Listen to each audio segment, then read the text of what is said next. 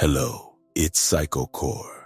We present The Addiction to Reflection, Freud, Dopamine, and the Fracture of Self. There is a modern plague that wears no face, causes no fever, and is rarely named. It is the addiction to one's own reflection, not in the mirror but in the digital and mental sense. A compulsive looping back into the self, to observe, measure, and curate every flicker of identity. Freud warned us that the ego is not master in its own house, but in the age of constant stimulation, the ego has become the house, the master, and the audience, all at once. We no longer simply feel, we monitor how we feel. We no longer speak, we wonder how we are being perceived as we speak. This is not mere self-consciousness. It is a psychological dependency, an addiction, not to pleasure or escape, but to the endless parsing of one's own psychic output. A young patient, 29, once told his therapist, "I can't feel joy unless I know someone is watching me feel it. If I'm alone, it's like the feeling didn't count." He was not narcissistic. He was profoundly lonely. This is the subtlety of modern suffering. It is not loud. It is not always suicidal. It is the erosion of private experience under the pressure of imagined observers. The human mind was not designed to be on display. And yet now, we live as if watched by algorithms, by others, and most fatally, by the internalized gaze of ourselves. And the worst part, we cannot stop watching. The dopamine system, designed by evolution to reward genuine engagement, novelty, and survival, has been hijacked, not by drugs or danger, but by validation. Every notification, every like, every micro moment of approval is a neurochemical trick, a phantom caress delivered to the ego. But unlike the addict of heroin or cocaine, the addict of self-monitoring is applauded. Their vigilance is mistaken for ambition, their anxiety for awareness, their inability to rest mistaken for passion. One patient, exhausted and breathless, said, "Even my rest has to be productive now. If I lie down, I need to meditate or learn something or document that I'm relaxing properly. Just doing nothing feels irresponsible, almost dangerous." Freud theorized the repetition compulsion, the drive to repeat trauma until it is mastered. In today's psyche, that compulsion plays out not through overt suffering, but through the compulsive reenactment of curated identity. We don't live, we replay, we observe, we filter. We archive ourselves, not for memory, but for performance. And what begins as control quickly metastasizes into disconnection. The patient no longer trusts experience unless it is observed, either by others or by the internal spectator. The self becomes split, one who acts and one who watches the actor, and the distance between them widens. This fracture, subtle, civilized, even praised, is psychic trauma, not born from catastrophe, but from chronic overexposure. The soul, instead of retreating from pain, retreats from surveillance. Jung warned that the more we analyze a phenomenon, the more we push it out of reach. Reflection, he believed, was valuable, but only in balance. Too much, and it becomes self-devouring. The modern patient knows everything about themselves, their attachment style, their traumas, their triggers. They can name their symptoms with the fluency of a psychiatrist. But when asked how they feel, they pause, as if translating. "I feel like I'm supposed to be feeling something," one woman said, "but all I can do is narrate it." Narration has replaced embodiment. This is not enlightenment, it is psychic burnout.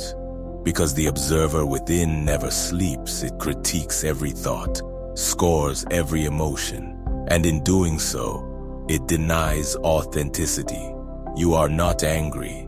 You are having an anger response. You are not sad. You are processing sadness.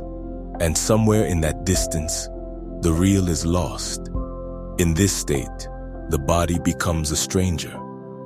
Hunger is suspect. Desire is suspicious. Every impulse is filtered through a mental committee that demands explanation, justification, integration. There is no space for mystery, no room for feeling that simply is. Patients often say they feel hollow, not because they are empty, but because their experience has been emptied of immediacy. When everything must be interpreted, nothing can be lived.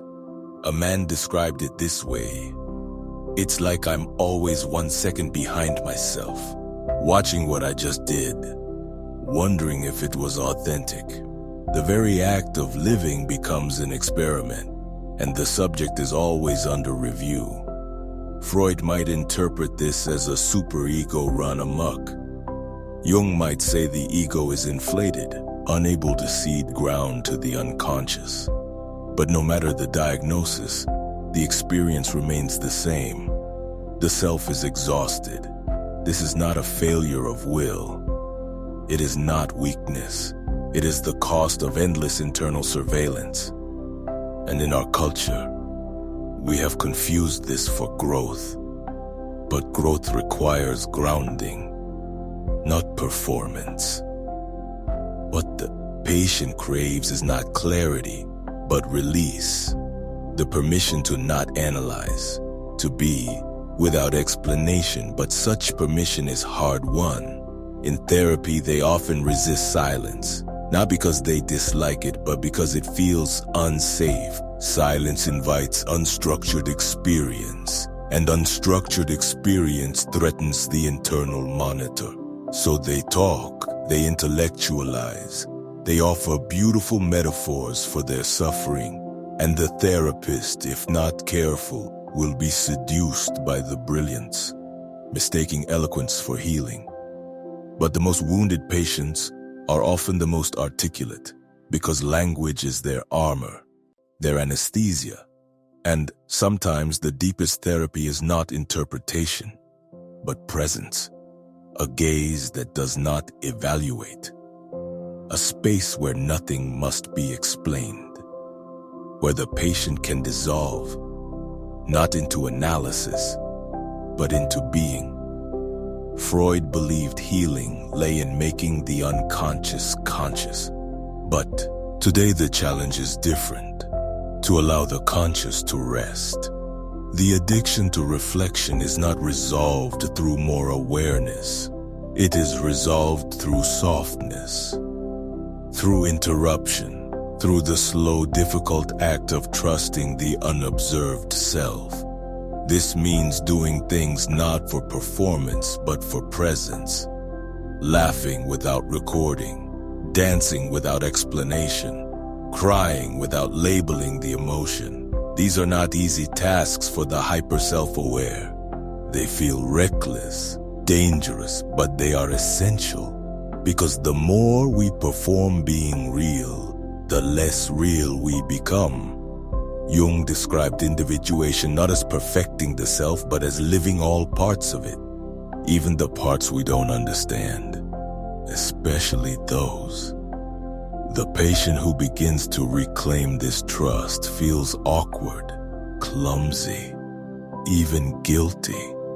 But slowly the guilt fades, and in its place comes a tentative joy, not performative but embodied. A moment of music, a breath that isn't observed, a gesture that isn't interpreted. These are the seeds of restoration, and from them, something ancient begins to grow. Intuition. Intuition is the voice beneath the ego. It does not explain. It does not justify. It simply moves. And in the recovery from self-reflection addiction, it is the missing piece. Therapy becomes less about understanding and more about undoing, less about explaining and more about allowing. The patient learns to tolerate silence, to sit in not knowing, to resist the urge to narrate every sensation. And in this resistance, the mind quiets, not permanently, but long enough for the soul to speak. "I was in the park," one patient said, "and for the first time I forgot to take a picture. I just stood there and I felt something. I don't have a name for it, but it was mine." That sentence is everything. It is the opposite of dissociation, the opposite of performance. It is presence. And presence, true, unfiltered, unrecorded, is the cure the analytic mind cannot reach.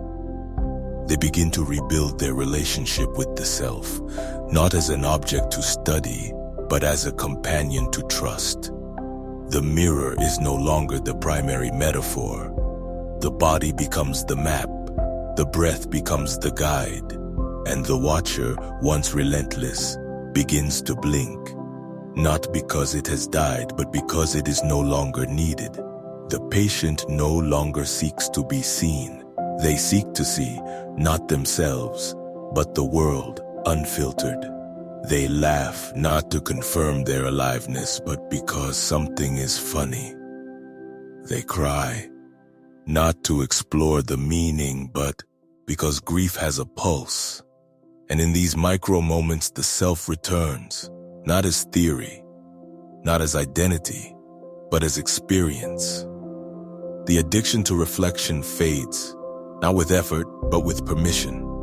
Permission to be flawed, permission to not know, permission to simply live.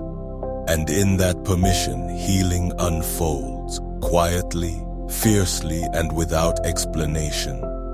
If you enjoyed this story, please subscribe our channel, like, and share the video.